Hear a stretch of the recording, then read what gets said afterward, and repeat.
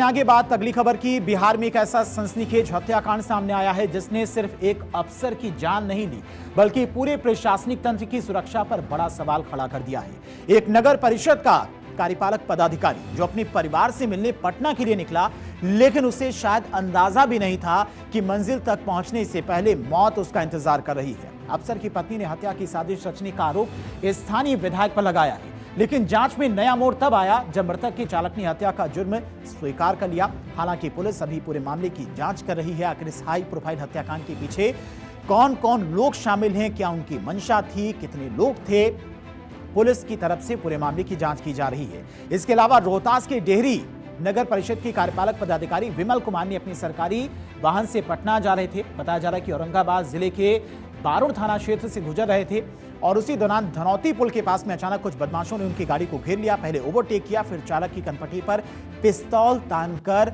उन पर हमला कर दिया, गोली चला दी, जिसमें उनकी जान चली गई। अब परिवार न्याय की मांग कर रहा है। परिवार चाह रहा है कि जो भी आरोपी हैं उन्हें जल्द से जल्द पकड़ा जाए, उनके खिलाफ कड़ा एक्शन लिया जाए।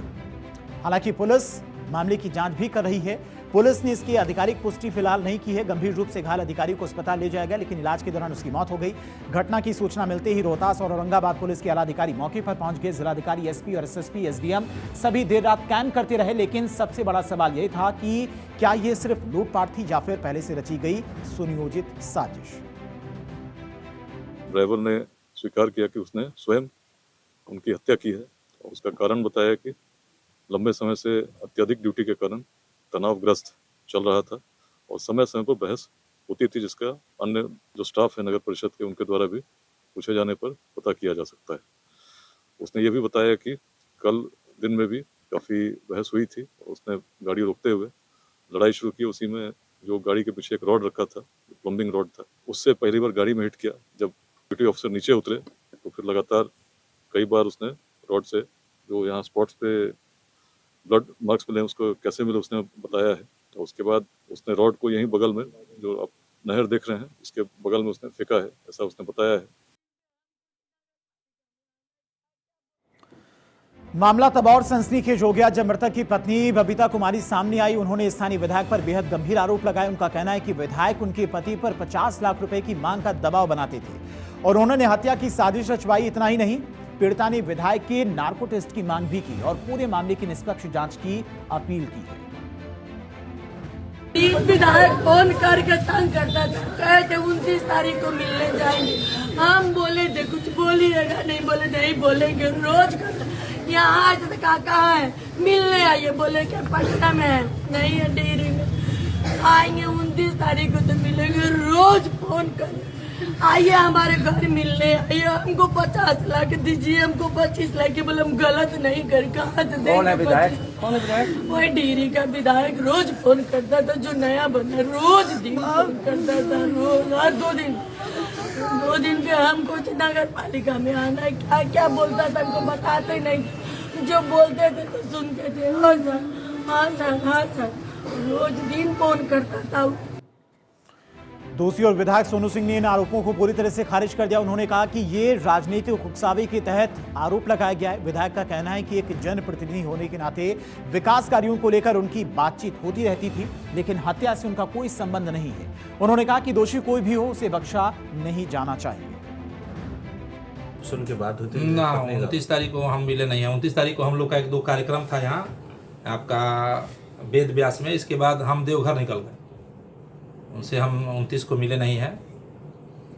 और हम लोग काम के लिए बात होती थी, कल भी बात हुई है काम के लिए। एक डिलिया गांव का नाला का हम लोग दिशा में हम लोग बैठक किए थे। हम बोले यो साहब उसका क्या हुआ? वो बोले कि सब टेंडर बनवा दिए। हम बोले देखिएगा वहाँ के लोग समस्या लाते, समस्या से बात होती थी। लेकिन इस तरह का घृणित काम जो अभी तो सामने आया कि वीडियो ड्राइवर ने किया, हम लोग भी ड्राइवर के साथ साथ चलते हैं और हम लोग भी किसी के पति हैं, तो सब लोग को राजनीति नहीं करनी चाहिए। हम लोग उनके परिवार को जाना चाहिए, उनको मजबूती के साथ हम लोग को लगना चाहिए और एकदम निष्पक्ष जांच की हम भी मांग करते हैं। इस पर निष्पक्ष जाते उसमें हम सदैव उनके परिवार के साथ मैं खड़ा हूँ।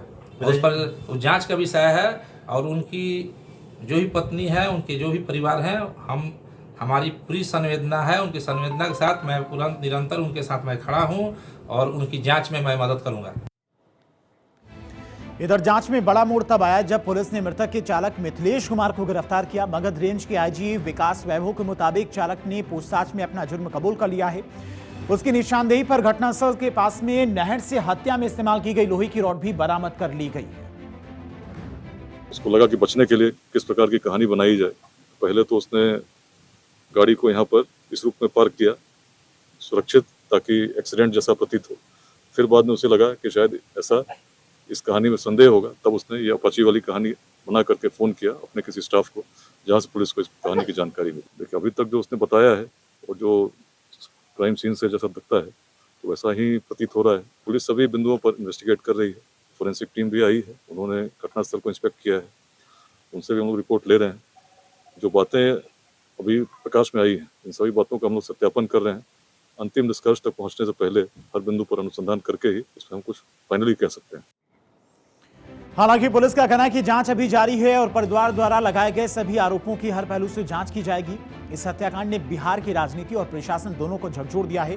राजधानी पटना में विभिन्न नगर निकायों के कार्यपालक पदाधिकारी सड़क पर उतरकर विरोध प्रदर्शन कर रहे हैं। विपक्ष कानून व्यवस्था पर सवाल उठा रहा है, जबकि सरकार जांच पूरी होने का इंतजार करने की बात कर रहा है। लेकिन सबसे बड़ा सवाल अभी वही है कि क्या इस हत्या के पीछे कौन कौन लोग शामिल थे। ईओ विमल कुमार हत्याकांड, क्या ये हत्या सिर्फ चालक की साजिश थी या इसमें उसके साथ में कोई और भी शामिल था? इसके पीछे कोई और बड़ा नेटवर्क भी काम कर रहा था क्या?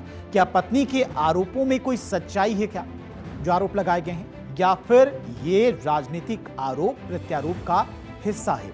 हालांकि पुलिस अपने एंगल से जांच कर रही है। जो भी अब तक तथ्य सामने आए हैं उन्हीं के आधार पर जांच को आगे बढ़ा रही है।